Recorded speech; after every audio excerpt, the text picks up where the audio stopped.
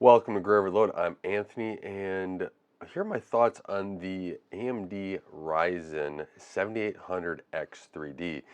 AMD has got all the reviews out, so I've been watching reviews, listening to reviews today, trying to get understanding of where this processor kind of sets up. If you remember, if you watched my thoughts on the 79 100 X3D and the 7950 X3D, I was in a state of confusion. It seemed like there was some things that need to be polished. Now, you get with the 7800 X3D and you don't have to worry about that. You don't have to worry about Windows doing dumb things with scheduling, which has always been a problem. They need help. Windows does need a lot of help in the scheduling area. And because you only have one CCD that is in stacked with that 3D cache, and it seems like this is the processor, if you're going into gaming, this is the processor to get. If you're not into tweaking or anything else, I'm sure that there is like a 13900K tweaked out, overclocked, everything else, where if you going off the um, store shelves, just pick up, you want to make the fastest gaming PC, you're picking up the 7800X3D. Yeah, I would do this. I would have one caveat here. Look at the certain games that you do play. Let's say you play a certain game where the 3D cache just doesn't really boost the game. That's the one scenario, and that's the only game you ever play and ever plan on playing is those type of games. Then that would be the scenario. But this 3D cache overall, for the general gaming consumer, is just a beast. It looks amazing, and it seems like it continues that between 1080p and 1440p. So if you're in those two groups of gamers, a really great choice. Now, it is disappointing to me that AMD just didn't release this with other 3D cast chips. Yeah, it's going to be probably AMD's best seller in that 3D cache lineup. Heck, it may even be the best seller throughout the AMD's entire lineup because of the performance you get with this generation for gaming. Now, the one nice thing that we are starting to see here is that the motherboards are starting to come down in price for the AM5. The memory, the DDR5 is starting to come down in price, which also does help the Intel DDR5 side as well. And you're starting to be able to see where that platform performance to platform cost is very competitive. Then if you add in how power efficient this 7800 X3D is, very impressive. The power efficiency you get for performance is amazing. I know I watched a couple videos, did some uh, and looked at their numbers of that and that have been out there, and this power efficiency is really good. Very impressed with what AMD is able to do here. You're starting to see the more power efficiency numbers in that eco mode for the other AMD processors, and now this 7800X3D, where when this first came out, AMD was just pushing the power to the limits, just it seeming just try to win, rather than also have that efficiency. So now you're starting to see that with here. Yeah, granted, if this is not going to be a productivity beast, right? You got 8 cores. If you're looking for that, look at if you want the 3D cache on them, the 7950X3D. Otherwise, you got the 7950 or the 13900K as your choices there. But unless you want to jump over to the HEDT market, I'm actually kind of moving away from that market, and for the most part, because with these core counts where they're going, I think that we're in a good spot. I won't get into what I think the generation should be going forward. I think we are kind of stale at 16, but um, still your gaming sweet spot is that 8 core processor, and with the cache on top, without having to jump over to different CCDs and have Windows trying to figure out its scheduling.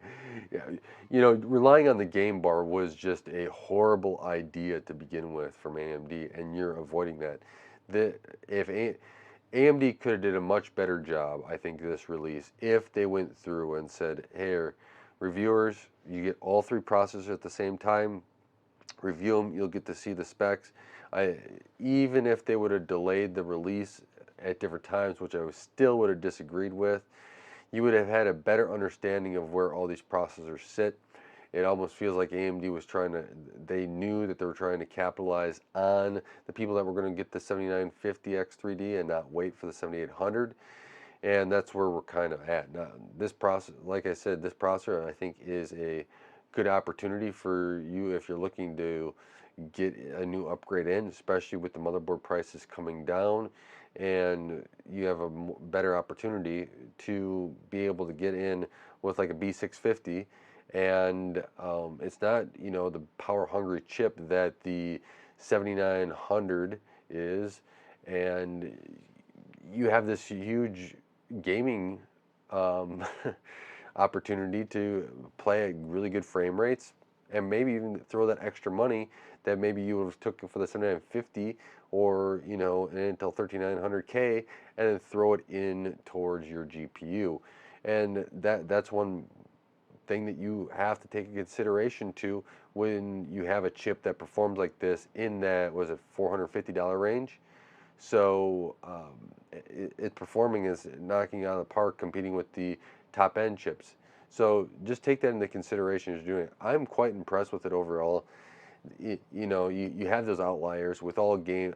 I don't know if they'll ever be, unless Intel or AMD get a huge lead again, there ever be a processor just knocks it out of the park with everything all the time.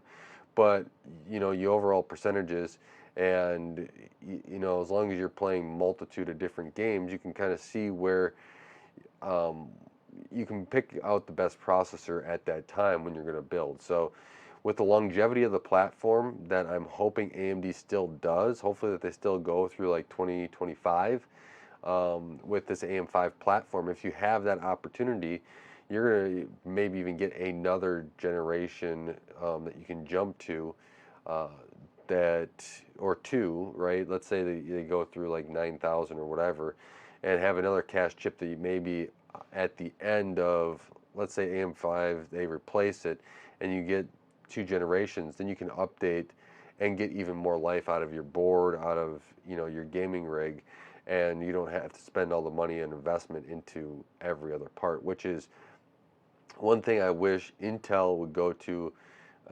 I'd like to see three generations out of a platform. I think that allows you to, you know, even if you buy into the first or second generation, if you don't have to, you got that extra generation there, or if your first one, that second generation that you can jump to elongate how long you can use that platform without just being, I have it here, and unless I just upgrade the processor every time, it's, you don't have that much. So I like to see more of that, 3 or 4 generations per motherboard, rather than just jumping it off, right?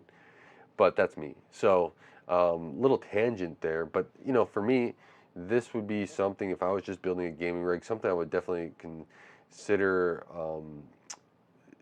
and building with, because I think it's going to be a great gaming processor overall for those people that want to jump in, have a simple setup. You're not going to have a whole bunch of overclocking options. You want to boot up the computer and get right to gaming. This is going to be a great one to have the best performance right off the bat. So let me know what questions you have. Let me know what thoughts you have on this 7800 X3D.